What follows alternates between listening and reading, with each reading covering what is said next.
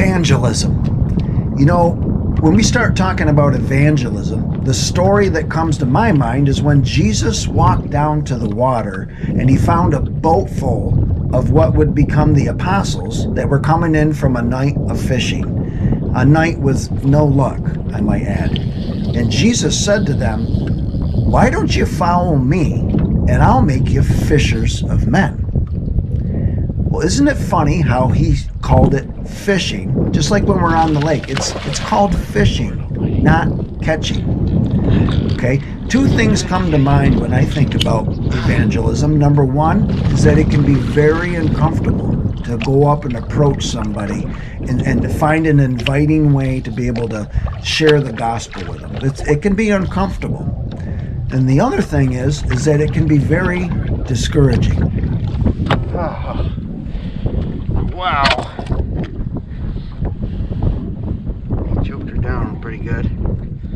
So they are eating. Nice. He's a nice one, man. Beautiful one. Yeah.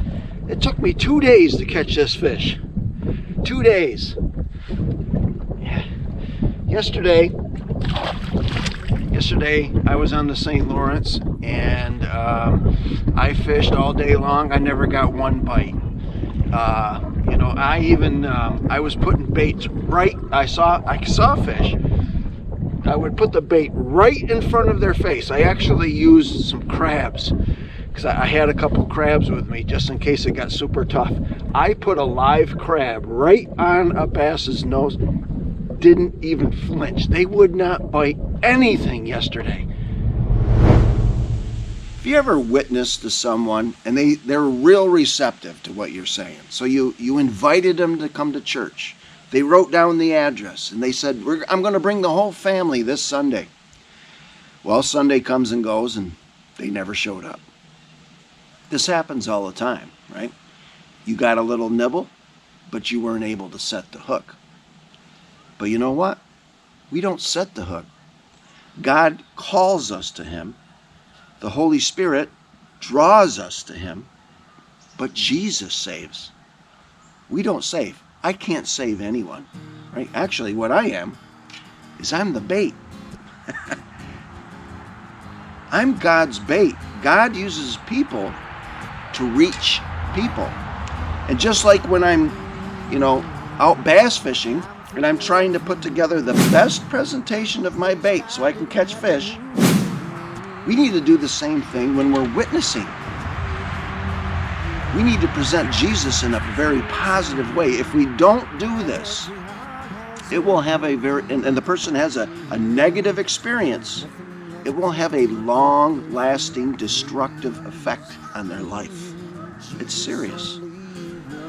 So if we're out witnessing and we don't get any bites for 2 days, but we're presenting Jesus in a positive way, there can still be fruit there. That person is still hearing the gospel.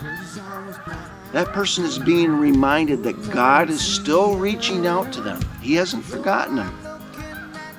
That person might be reminded that God exists. Did you know that there's people that believe that God doesn't even exist anymore? They don't ever talk about him. They never hear anybody talking about them. They don't think about him ever. They don't think so you're reminding him that God exists. There is fruit.